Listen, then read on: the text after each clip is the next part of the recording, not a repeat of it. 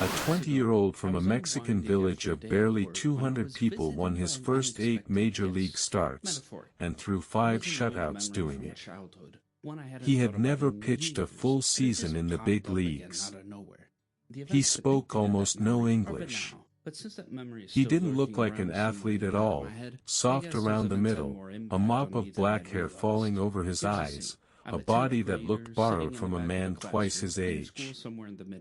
And in the spring of 1981, he became the most famous person in Los Angeles. His name was Fernando Valenzuela. Every 5th day, an entire city stopped what it was doing to watch him pitch. This is the story of Fernandomania, how a poor kid from the Sonoran Desert became a phenomenon, won an award no rookie had ever won, and healed a wound the Dodgers had spent 20 years pretending wasn't there. Fernando Valenzuela was born in 1960 in Echoaquila, a dirt road settlement in the northwest of Mexico. He was the youngest of 12 children. The family farmed the land. There was no money, no youth academy, no scouting pipeline, just a left arm that could already do things no coach had taught it. A Dodgers scout named Mike Brito found him almost by accident. Brito had traveled south to watch a shortstop on the other team. He went home talking about the heavy-set teenager on the mound instead. In 1979, the Dodgers purchased Fernando's contract for a reported $120,000, a bargain that would become one of the great steals in baseball history. There was one problem. Fernando threw hard and threw strikes, but he needed a weapon. So a veteran Dodgers reliever named Bobby Castillo taught him the screwball, a pitch that spins the wrong way, that breaks against the natural motion of the arm, that has ended more careers than it has made. Almost no one can control it. Fernando learned it in a matter of weeks. And when he threw it, hitters looked like they were swinging at a rumor. By September 1980, he was in the major leagues, pitching out of the Dodgers bullpen down the stretch of a pennant race. He did not allow a single earned run for nearly 18 innings. The organization knew it had something. But nobody, not Brito, not the front office, not Fernando himself, was ready for what the next spring would bring.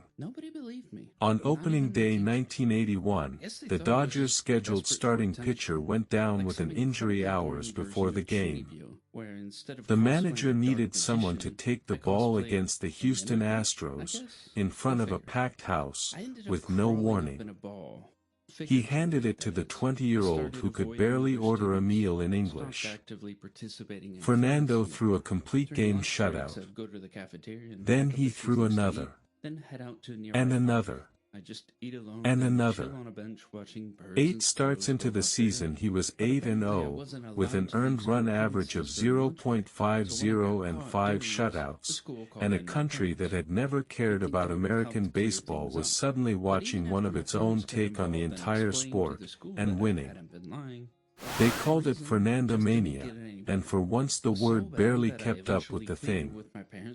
Every 5th day, Dodger Stadium sold out, tens of thousands of extra fans pouring in on the nights he pitched and staying home when he didn't.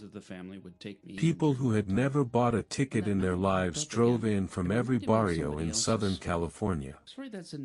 Mexican flags rippled across the stands. Newspapers in Mexico City ran his line score on the front page.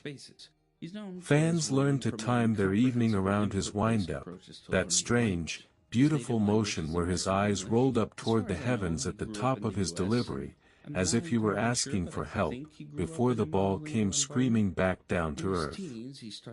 Scalpers who had never worked a baseball game suddenly held the hottest tickets in the city. Opposing teams begged the Dodgers to tell them in advance which nights he would pitch, just so their own ballparks could brace for the crowds.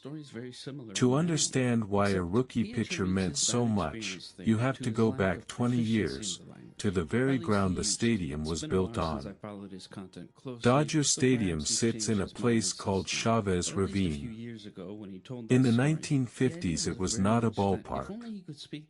It was a tight-knit Mexican-American community, 3 neighborhoods of homes, a church, a school, families who had lived on that hillside for generations.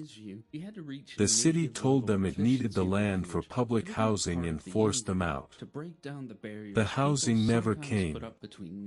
Instead, the land was handed to the Dodgers, newly arrived from Brooklyn, to build a stadium. In 1959, sheriff's deputies carried the last holdouts off their own property, a woman slung over their shoulders kicking and screaming while news cameras rolled. For a generation of Mexican-American Angelenos, Dodger Stadium was a monument built on a betrayal. Many of them swore they would never set foot inside it. And then came Fernando. He was one of them, brown-skinned, Spanish-speaking, raised with nothing, carrying himself with a quiet humility that people recognized in their own fathers. He did not just win baseball games. He gave a wounded community a reason to walk back through the gates of the place that had wronged them, and to do it with their heads up. Night after night, he turned the stadium on the stolen hill into something that finally felt like it belonged to them. That October, the Dodgers reached the World Series against the New York Yankees, and fell behind 2-0. In Game 3, the ball went to Fernando. He did not have his best stuff. He walked 7 batters, gave up early runs, labored through inning after inning. Any other manager would have pulled him. Tommy Lasorda left him out there and let him fight, and Fernando ground out a complete game victory the Dodgers absolutely had to have. It turned the series. Los Angeles won it all. He was 20 years old. When the season's awards were announced, Fernando Valenzuela won the Cy Young Award as the best pitcher in the National League. He also won Rookie of the Year. No player in the history of the game had ever won both in the same season. More than 40 years later, no one has done it since. But a screwball always comes due. It is the most punishing pitch in baseball to throw, and Fernando threw more of them than anyone alive.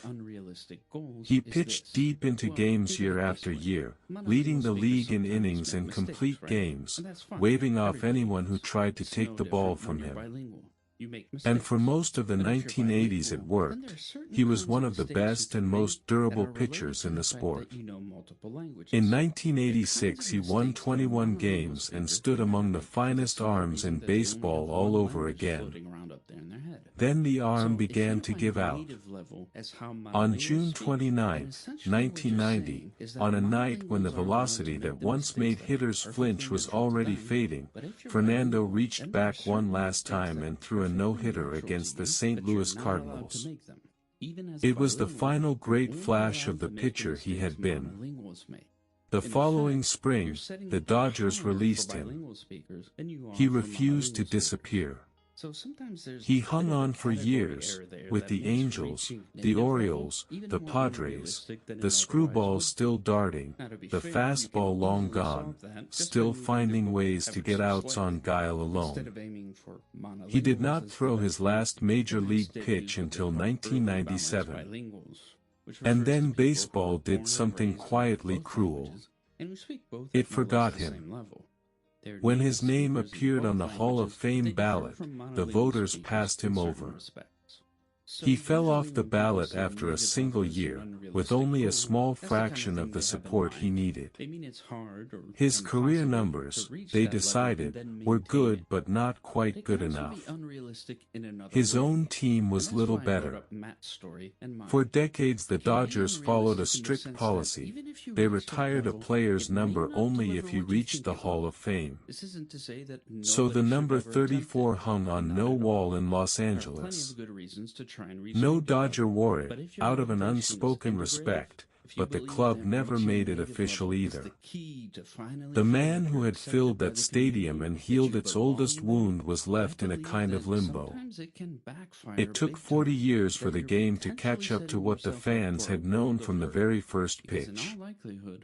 In 2023, the Dodgers finally broke their own rule and retired number 34, raising Fernando's name beside Jackie Robinson and Sandy Koufax, exactly where the people who had packed that ballpark always believed it belonged. Fernando lived to see it. Standing on the field as his number went up, he wept. A little over a year later, on October 22, 2024, Fernando Valenzuela died. He was 63 years old. Days after his death, the Dodgers reached the World Series once more, and every player took the field with a small number 34 stitched over his heart. They won the championship, and they said openly that they had won it for him. Here is why Fernandomania still matters, 4 decades on.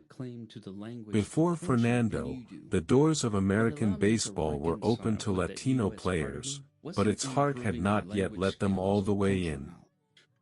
In a single summer, he changed that. He turned millions of Mexican and Mexican-American fans into lifelong followers of a game that had spent decades looking straight through them. Scouts poured into Mexico looking for the next left arm like his.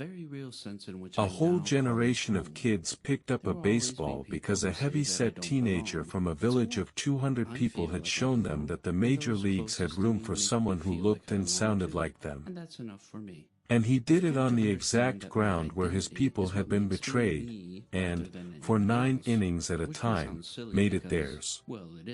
He may never have a plaque in Cooperstown. The argument over whether he truly belongs there will outlive everyone who ever saw him pitch. But vote totals and bronze plaques were never what Fernando was really about. He was about the 5th day, the sold-out house, the flags in the stands, the feeling that for 9 innings, an entire community that had been pushed off a hill got to stand together on top of it again. So here is the question worth sitting with. We measure a player's greatness in wins, in awards, in Hall of Fame votes. But what do you call a man whose real gift was giving an entire people a reason to come home? Follow for more.